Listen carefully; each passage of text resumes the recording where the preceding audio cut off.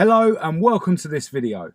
I'm Marcus Hayes and today I've come around the garage to work on Maude, my 2-litre Zetec powered Mk2 Escort.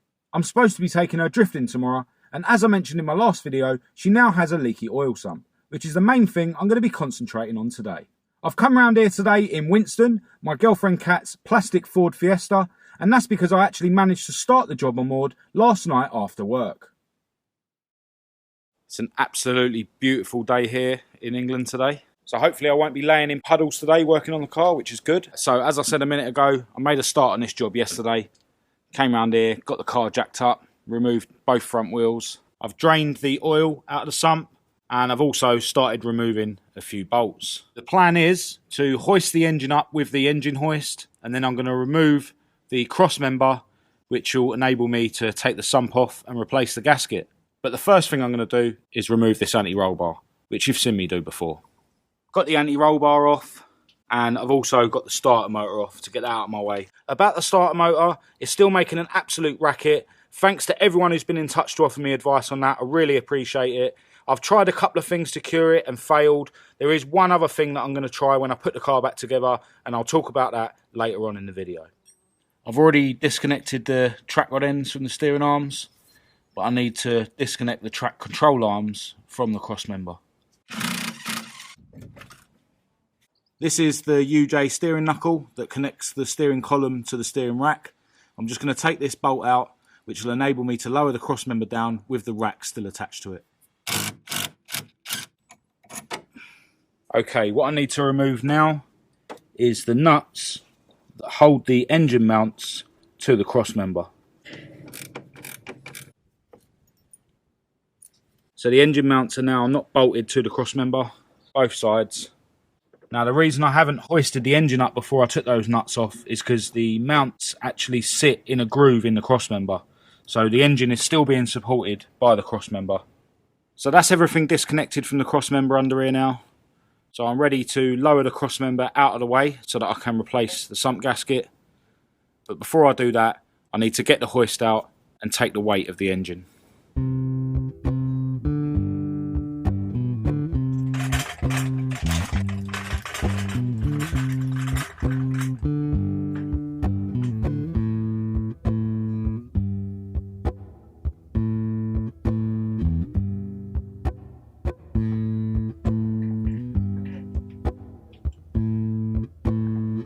Got the hoist holding the weight of the engine now, so it's just a case of undoing the bolts that are holding the crossmember to the chassis, and then I can remove it.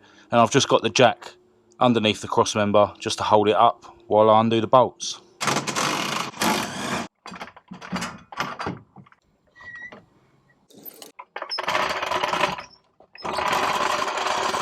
So here you can see the method that I use to space the engine up away from the crossmember. I've got 2 washers on this side and none on the other side. For some reason, with this car, the engine was sitting pissed in the bay. So these 2 washers on this side not only made the engine sit more level, but it also raised it up away from the crossmember. Obviously, now that I've fitted the alloy rack clamps, the engine needs to be spaced up more. But I've got no room to space the engine up anymore because the exhaust manifold is hitting the floor. And I've already dented the floor in, so the only way I'm going to create more space between the rack and the sump is by lowering the crossmember first, using the spacers that I showed you in the last video, and then adding more washers to raise the engine up a bit more. Now I'm going to put the washers this time in between the rubber and the mount, because obviously I'm going to run out of thread here otherwise. But I'll show you all that once I put the car back together later on. So what I need to do now is remove the sump from the engine. And to do that, I just need to undo the 5 cap head bolts either side. Now you might be wondering why I've got the engine hoist coming in from the side of the engine bay rather than straight ahead in the way that I would do if I was removing the engine. Now the reason for that is that I can lay under here without having to lay on top of the legs of the hoist while I'm under there removing the sump and cleaning the gasket face and stuff. Saves me breaking my back while I'm doing the job.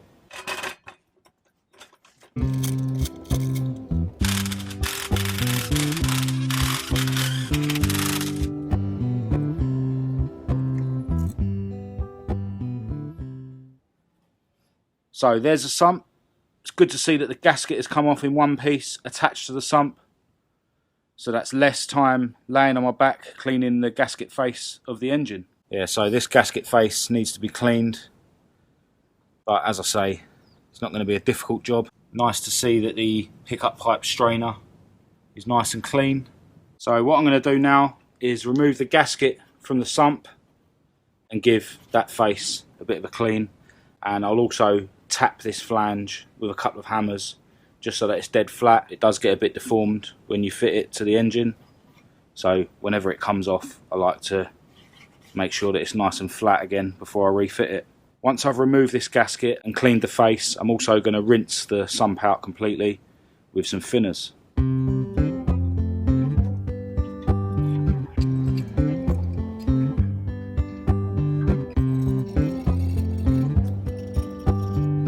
To remove all traces of dirt and gasket and sealer. You don't want to put any gouges or scratches into this mounting face at all. So I'm using the blade, but doing it very carefully and keeping it really flat.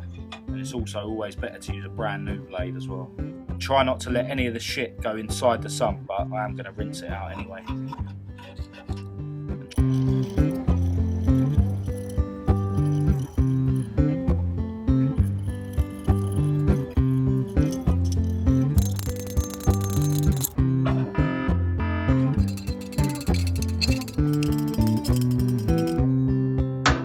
Got the mounting face as flat as I can, and before I rinsed it out I gave it a little bit of a key as well so that the sealant will stick a bit better. So now I need to do pretty much the same thing under here. I need to thoroughly clean the mounting face of the block, and then I can start getting the sump refitted.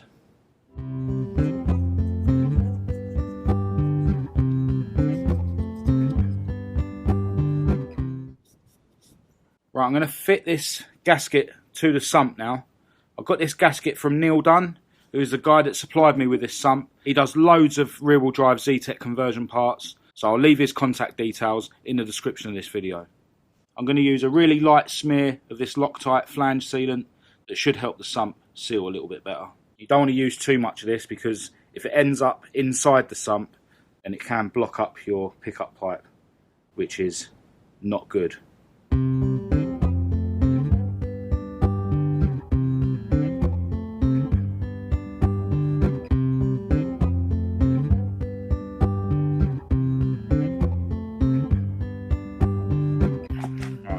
Another thin smear of flange sealant on this side of the gasket.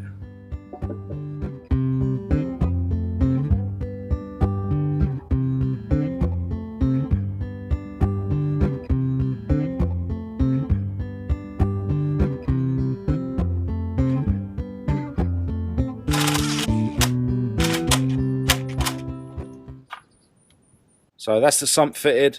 I haven't torqued it up yet. I'm going to leave it for a while to let the sealant go off. Nafe's turned up. Right, while I'm waiting for the sealant to go off on the sump gasket, I'm going to turn my attention to this starter motor. Now, as you know, if you've been watching my videos, this thing makes a right racket when I'm starting the car, and I'm worried that eventually it's going to end up wearing out the pinion or wearing out the ring gear on the flywheel.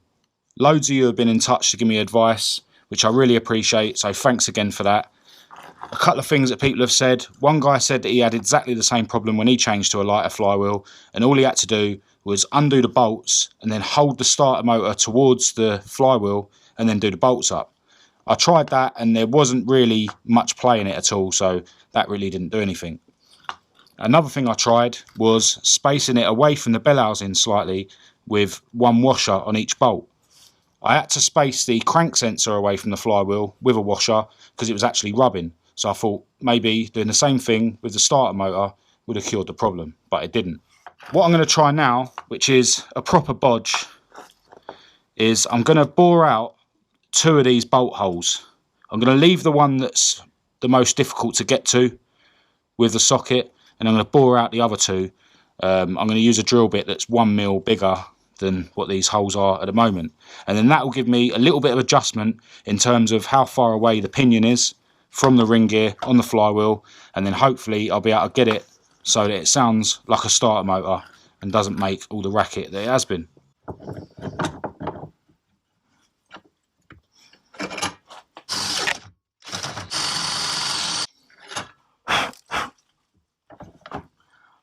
So you can see I've got a little bit of play there, which hopefully will give me the adjustment that I need. This is my neighbour John.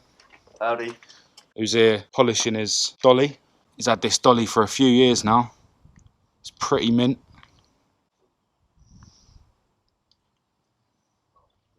The most recent thing he's done to it is fitted this stainless steel back box, which I've been trying to persuade him to polish, but he can't be arsed.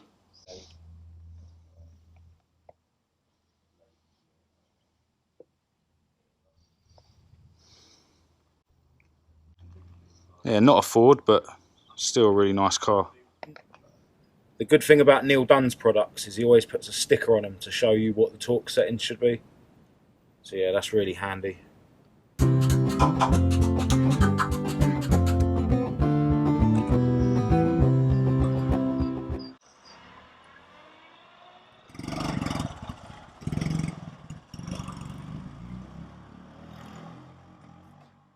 In my last video, I showed you these spacers that I made, which I'm going to be using to space the crossmember away from the chassis, which will enable me to raise the engine up a little bit more and should stop my steering rack from hitting the sump, causing it to leak. When I removed the crossmember today, I found a problem. One of the threads in the chassis at some point has been repaired with a helicoil, and that has now come out, which means on the passenger side I'm only going to be able to bolt the crossmember on with one bolt instead of the two. Now obviously that's not going to be safe. So the crossmember bolts go into the chassis like this, but as you can see, there's no thread in there now. So I'm going to cut a little hole in the inner wing here, which will then enable me to nut and bolt the crossmember on. And you can probably see here where the inner wing was welded up after I'd done the same bodge on the other nut on this side.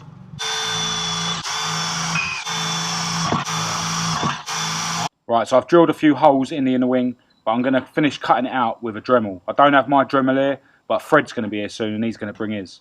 So for now, I'm going to start putting the crossmember and that back on, and then when he gets here, I can finish cutting the hole in the inner wing.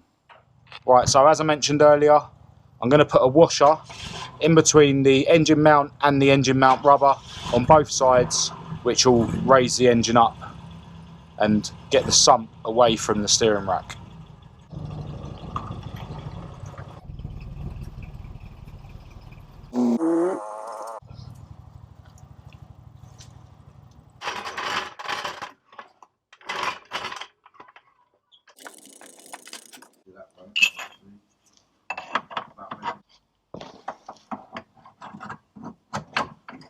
Right, the problem I'm having is that now that I've spaced the crossmember down, the steering column isn't long enough.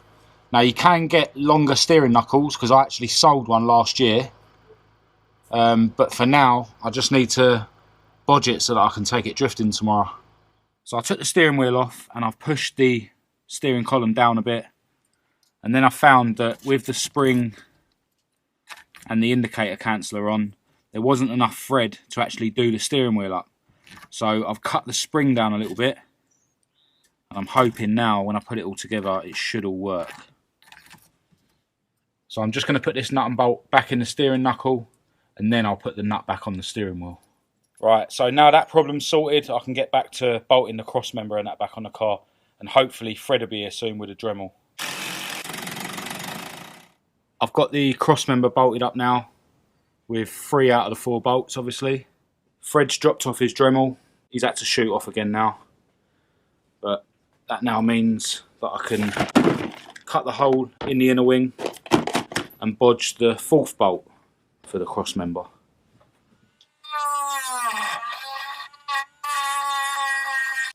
Let's do it a different way. Yeah. Proper bodge.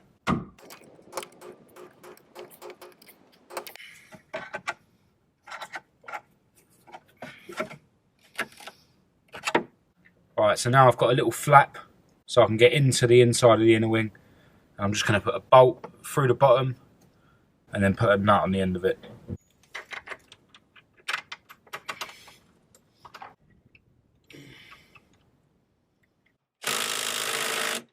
So there we have it. Crossmember is now bolted in with 4 bolts. Obviously, eventually I'm going to have to weld that nut in there and then weld up this flap. I'll save that for another day. Now the crossmember's bolted in, I can get rid of the engine hoist. Right, so all the front suspension and that is back together now. Just got a couple of little bits to do in the morning before we go drifting. Hello, so it's now the next day and I'm back round the garage with the Mk2.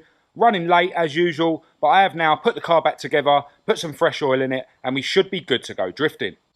Got Kat coming with me, as usual.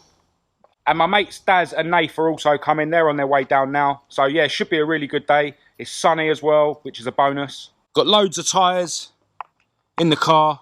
And obviously going to be taking some tools and a jack with me as well. I'm going to save the drift day for another video. So if you haven't already done so, make sure you're subscribed and activate that notification bell to stay right up to date. If you thought this video was any good, please do give it a thumbs up and a share. And make sure you check out my Instagram and my Facebook. And the links you need for that will be in the description of this video. So until next time, thanks for watching.